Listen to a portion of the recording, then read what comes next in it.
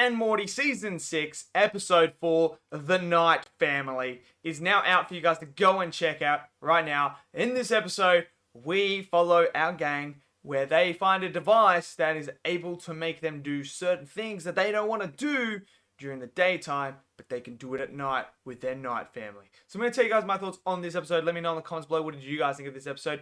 Did you love it? Did you hate it? Smash it down below, smash that like button, click subscribe, and let's get into this review of Rick and Morty Season 6, Episode 4, right now.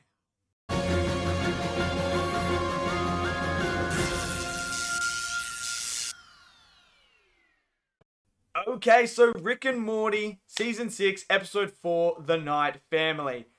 Look, I'm gonna be honest, this was a very different episode to what I was expecting from Rick and Morty.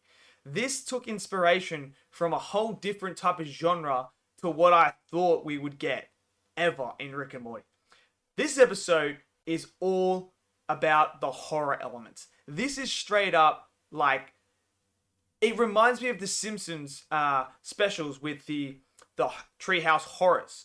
That's what this type of episode was. Like, it's got its comedy in there, but it has a lot of horror elements. And the whole first 7 minutes is very much on the lines of horror. Like, very, very strict horror. And it does it quite well.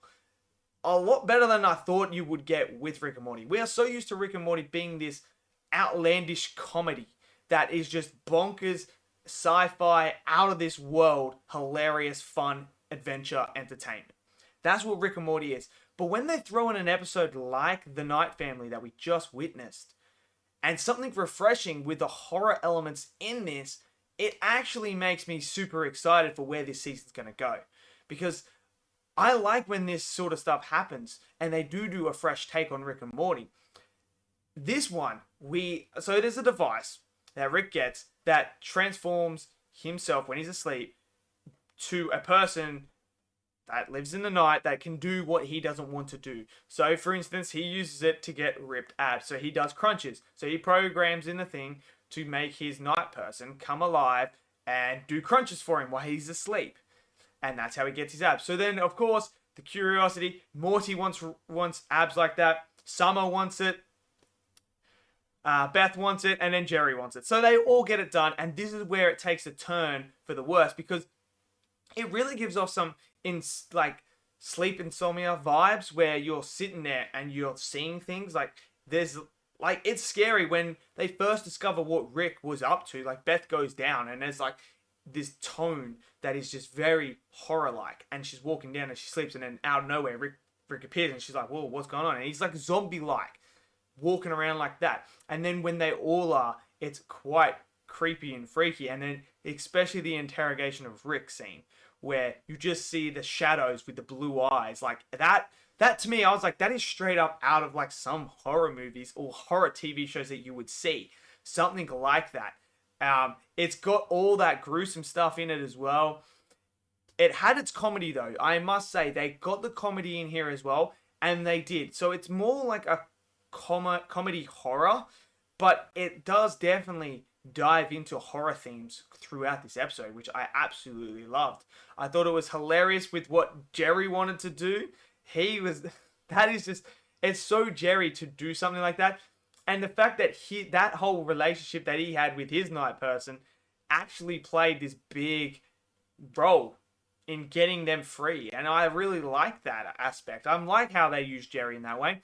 This one's all about Summer. Summer is the one that is the Rick of the Night Family. She's the one that's in control of everything and telling everyone what to do. And I love that battle with her and Rick. And obviously in Rick and Morty style, the whole conflict between the Night Family and the Day Family is over Rick's pride of not scraping his dish.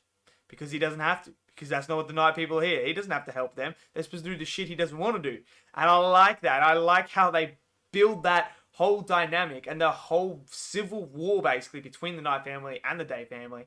That it's all over these dishes. No one would scrape their dishes to make it easier for them. So they start removing furniture. They start smashing things. I love that aspect.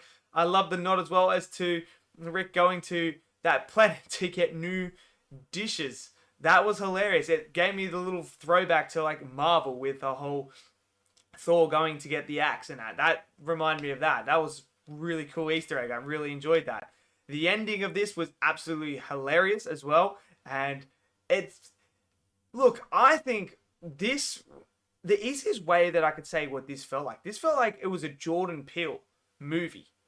That he came in and directed this. Like, that's what it sort of felt like. Something unique, something different that we haven't seen. A night family and a day family. And I like that. I actually really like the aspect of this film. Yes, I didn't laugh as much as I have in previous Rick and Morty episodes. But that's not what this episode is all about. Like, it has its jokes that land and has the funny moments where you are cracking up and laughing.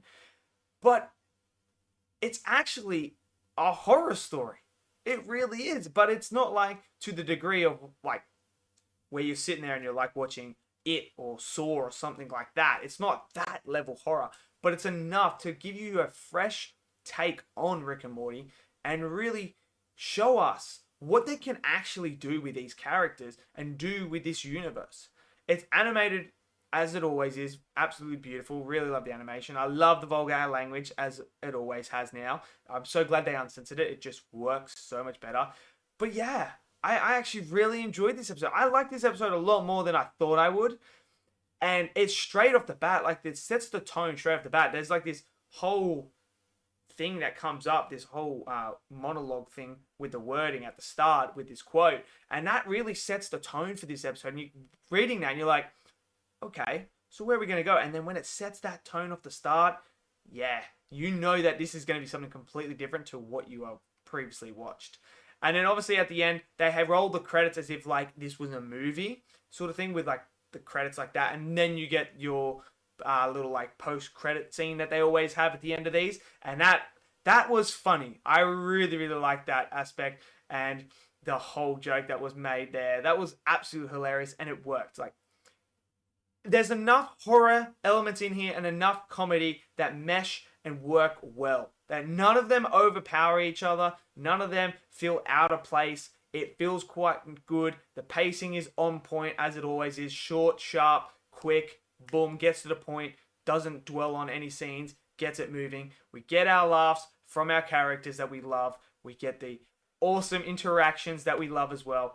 I really enjoyed this episode. I am so intrigued to hear what other people have to say about this episode because it's so different from what we're used to. Smash it down in the comment section below. I want to know what your thoughts are on this episode. Smash that like button, click subscribe, and I'll see you guys next video. Until then, stay safe.